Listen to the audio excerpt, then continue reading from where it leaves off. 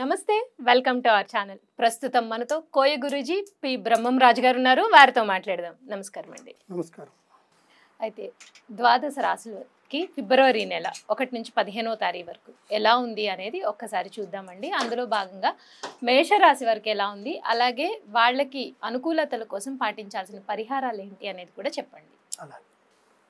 ఓం శ్రీ మాత్రే నమః. ఓం అమ్మవారు పెద్ద గుసాయి అనుగ్రహం, పేరంటాలు ముగ్గు నరసింహలు సమ్మక్క సారక్క తల్లి. యూట్యూబ్ ప్రేక్షకులందరికీ నమస్కారం.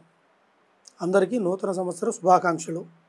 అయితే ముఖ్యంగా ఈ మేషరాశి గల వాళ్ళకి ఆదాయం 8, ఖర్చు 14, రాజ్యపూజితం 3, అవమానం 2. ఈ మేషరాశి గల వాళ్ళ విధానం ఎలా ఉంటుందిరా అంటే, వాళ్ళు చిన్న వయసు నుంచి పట్టుదలతో ఉండే వ్యక్తులు. ఏ విషయంలో అయినా సరే, కుటుంబ పరంగా కానీ, చదువు పరంగా కానీ, జాబ్ పరంగా కానీ, ఫ్యామిలీ పరంగా కానీ, తనకు తాను తీసుకునే నిర్ణయం వల్ల కానీ పట్టుదలతో చెయ్యాలి, దాన్ని సాధించే వారికి వదిలిపెట్టకుండా ఉండే కాన్సెప్ట్ ఎక్కువ తీసుకుంటారు వాళ్ళు. ఆ మేషరాశి గల వాళ్ళు వాళ్ళ మనస్తత్వం ఎలా ఉంటుందిరా అంటే, మనిషిని ఇచ్చిపుచ్చుకునే మర్యాద సంకల్పం బలం కూడా ఉంటుంది వాళ్ళకి. కాకపోతే వాళ్ళకి కొన్ని కార్యక్రమాలు, కొన్ని ప్రయత్నాలు, కొన్ని బతుకుదరు విషయాలు కొంతమందికి ముందుకు రావు. ఎంత కష్టపడ్డా కూడా ఆ కష్టమైన పనిని సాధించలేకపోతుంటారు. సాధించాలనే మనసులో ఉంటుంది, చేయలేకపోతుంటారు. దగ్గరికి వచ్చి దూరం అయిపోతుంటాయి.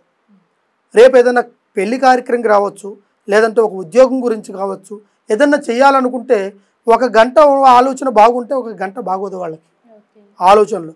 దీనివల్ల ఇది వదిలేసి ఇంకోటి చేద్దామా, లేదు ఇది కాకుండా ఇంకోటి ఆలోచిస్తామా అనే ఒక ఆలోచనలోనే ఉండిపోతారు. కాకపోతే వాళ్ళు ఏంటంటే సరైన గమ్యానికి చేరుకునేది తక్కువ, టైము తక్కువ. అందులో వాళ్ళు ఆలోచించే ఆలోచనలు ఎలా ఉంటాయంటే చాలా భారీగా ఆలోచిస్తుంటారు. అయినా సరే ఆ కార్యక్రమాన్ని వాళ్ళు చేరుకోలేరు. వీళ్ళ పట్టుదలలు, వీళ్ళ పంతాలు, వీళ్ళు దాని గురించి ఆలోచిస్తారే తప్ప మనకి ఎక్కడ మనకి దొరికితే దాన్ని మనం సాధించవచ్చు, దాని నుంచి ఇంకొక మెట్టెక్కాలనే ఆలోచనలు కొంచెం తక్కువగా ఉంటాయి. గత సంవత్సరంలో కంటే ఈ సంవత్సరంలో వాళ్ళకి మళ్ళీ మంచి అవకాశాలు రాబోయే ఉన్నాయి. ఈ 2025లో ఫిబ్రవరి నెల 1వ తారీఖు నుంచి 15వ తారీఖు వరకు అవునండి మంచి సంకల్పమైన బలాలు ఉన్నాయి. కానీ వాళ్ళు ఉపయోగించుకునే తీరు కరెక్ట్గా ఉండాలి. మనం ఉపయోగించుకునే అవకాశాలని, అవసరాలను వాటిని వదిలేసి వేరే ఆలోచనల గురించి ఆలోచిస్తే అవి జరగవు. దానివల్ల వాళ్ళకి ఇబ్బందే అవుతుంది. ఏ పని చేసినా సంతోషంగా ఉండదు, అనుకున్న పని సక్రమంగా జరగదు, లక్ష్మి కలిసి రాదు, కుటుంబంలో భార్య భర్తల మధ్య కలహాలు, పెద్దవాళ్ళ మాటలు వినకుండా పోవడము, ఈ కుటుంబంలో ఏది చేసినా కూడా ఏదో ఒకటి వచ్చి అడ్డుపడిపోయి వాళ్ళని సమస్యల్లోకి దారితీసి రుణ బాధల్లోకి తీసుకొచ్చి పడేస్తుంది, అంటే అప్పుల బాధల్లోకి. దీనివల్ల ఇంకా ప్రెజర్ పెరుగుతుంది వాళ్ళకి. సమస్య మాత్రం పరిష్కారం కాదు, దగ్గరికి వచ్చింది దూరం అయిపోతుంది. ఇట్లా కొద్ది రోజుల కాంచి వాళ్ళు సఫర్ అయిపోయి ఉంటారు. తర్వాత ఫ్యామిలీ పరంగా అయితే తల్లిదండ్రుల మాటలు వినకుండా పోవడం, వాళ్ళకి నచ్చింది వాళ్ళు చేసుకుంటూ పోయే వాళ్ళు కూడా చాలామంది ఉన్నారు.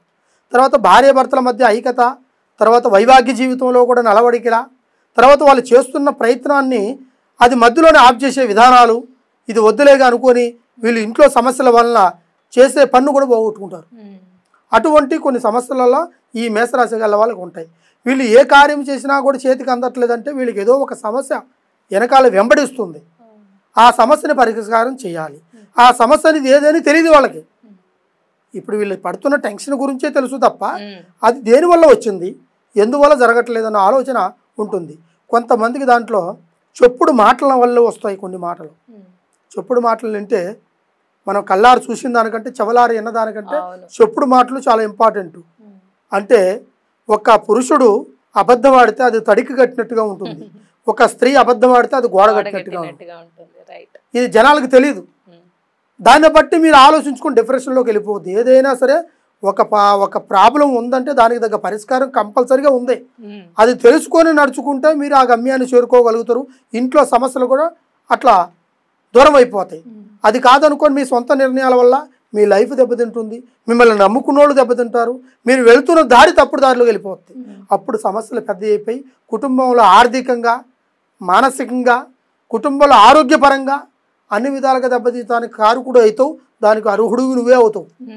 కాబట్టి దాన్ని నువ్వు అలా కాదు, ఒక సమస్య వచ్చినప్పుడు ఆ సమస్యని ఏ విధంగా పరిష్కారం చేయాలి. తొందరలో విషం దొరుకుతుంది, నిదానంలో అమృతం దొరుకుతుంది.